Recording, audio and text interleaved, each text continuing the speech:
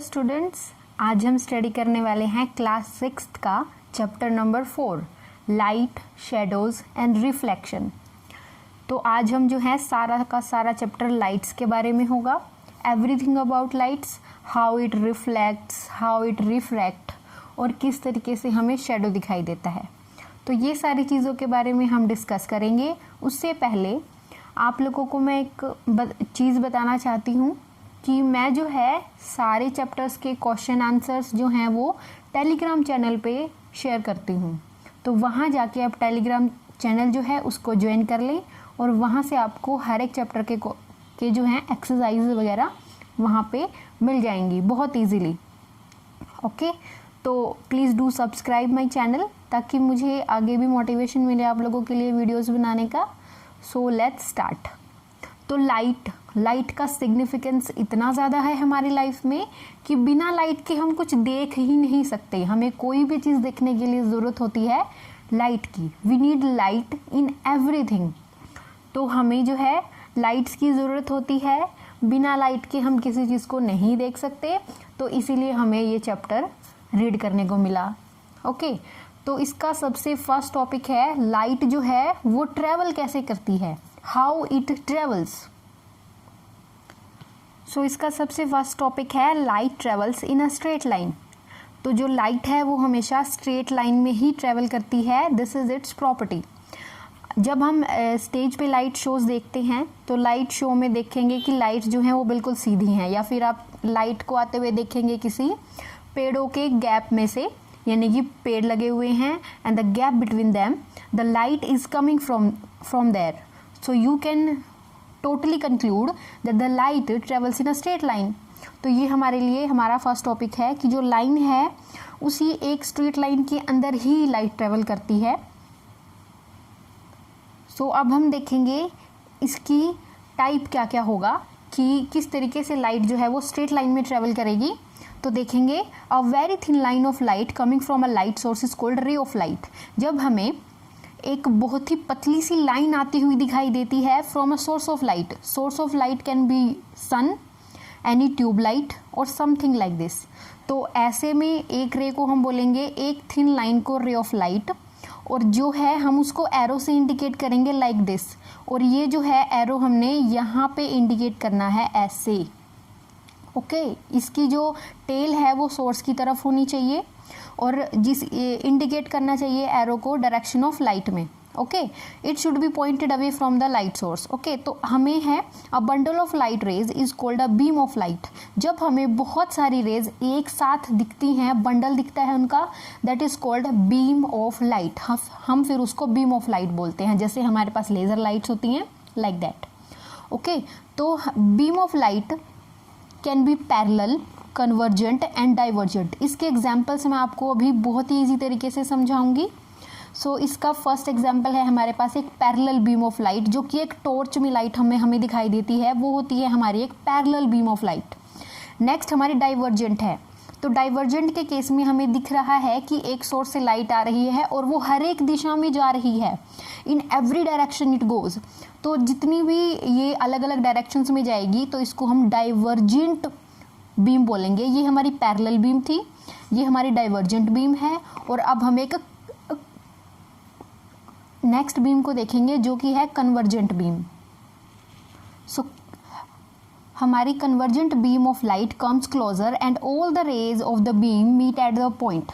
तो ये हमारे पास तीनों एग्जांपल्स हैं। पैरेलल में सारी चीज़ें एक साथ चलेंगी।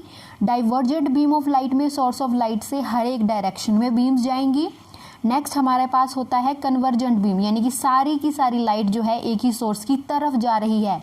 Means opposite of divergent is called convergent beam of light. Okay, parallel beam of light can coverage और कन्वर्ज और diverge when they strike at a curved surface. तो ये कर्व्ड सरफेस पे स्ट्राइक करती है कोई beam of light, parallel beam of light, तो वो डाइवर्जेंट या फिर कन्वर्जेंट बन सकती है। ओके, नेक्स्ट है हमारे पास reflection of light. Reflection of light जैसा कि आप फोटो में देख ही सकते हैं।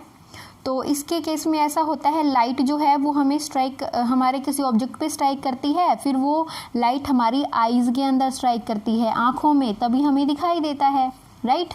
तभी तो हम रात को नहीं देख पाते ना। Reflection of light, when a ray of beam of light strike a surface some rays bounce back, कुछ रेज जो है वो बाउंस बैक कर जाती हैं जब वो किसी सरफेस को स्ट्राइक करती हैं। Bounce back of a beam of light from a plane mirror enables us to see our image in the mirror. तो जैसे ही वो बीम ऑफ लाइट जो है बाउंस बैक करती है मिरर से, प्लेन मिरर से हमारी आंखों में, तो हमें इमेज जो है वो हमें दिखाई देती है। Bouncing off the light rays from the surface is called reflection of light, और इसी बाउंस बैक को रिफ्लेक्शन ऑफ लाइट कहा जाता है। जैसे लाइट सोर्स, फिर ये ऑब्जेक्ट के ऊपर आई, फिर मिरर में, और फिर हमारी आईज पे, तो this is called reflection of light. If you standing at a distance of 50 centimetre in front of mirror, अगर आप 50 सेंटीमीटर दूर खड़े हैं मिरर के, तो आपकी इमेज जो है मिरर के बैक साइड में 50 सेंटीमीटर बैक साइड बनेगी, जो कि टोटल हो जाएगा 50 + 50 इज इक्वल टू 100 सेंटीमीटर।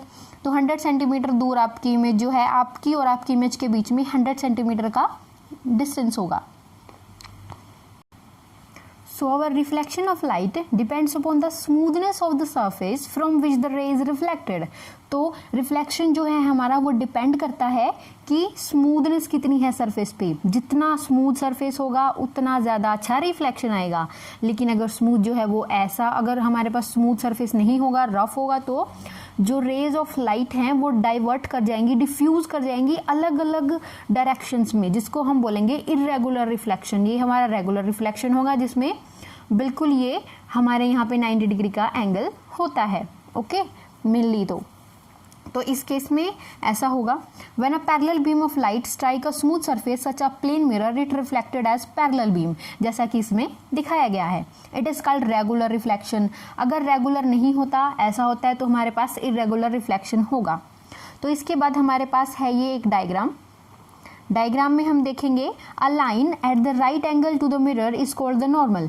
तो जो राइट एंगल पे ये लाइन हमारे पास होती है, ये मिरर के राइट एंगल के साथ होगा, लाइंस के राइट एंगल के साथ नहीं, ओनली मिरर के।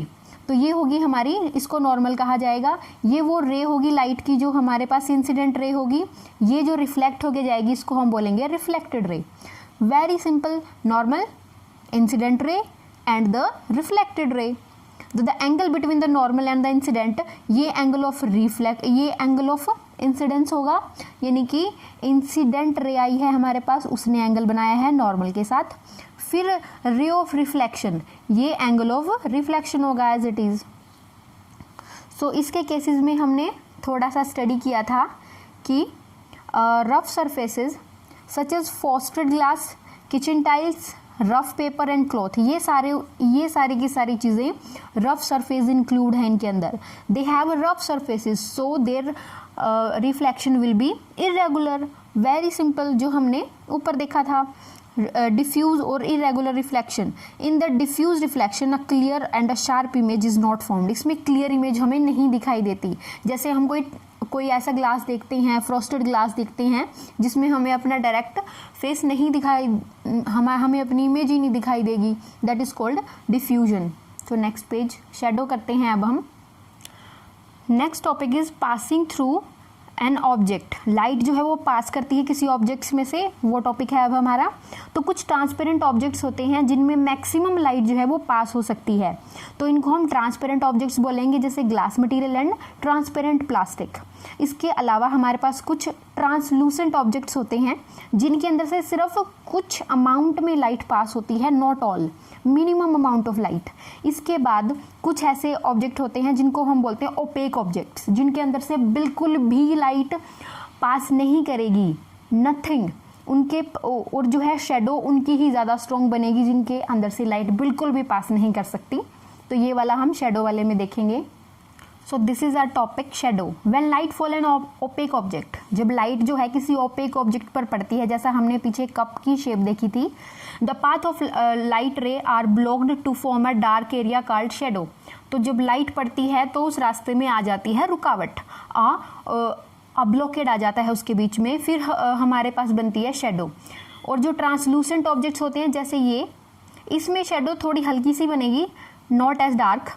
लेकिन जो ट्रांसपेरेंट ऑब्जेक्ट्स होते हैं जैसे ये ग्लास, इसकी शेडो बिल्कुल भी नहीं बनेगी, क्योंकि इसके अंदर से all light can pass through, but some light can pass through. So the some जो लाइट इसने एब्जॉर्ब कर ली, वो लाइट जो है इसकी शेडो बना देगी, और इस केस में पूरी की पूरी लाइट ब्लॉक हो जाती है, जिसकी वजह से हमें बहुत ही डार्क शेडो दिखाई देती है। A light travel in a straight line, shadow always form on the opposite side of the source of light, however we can control the shape and the size of the shadows.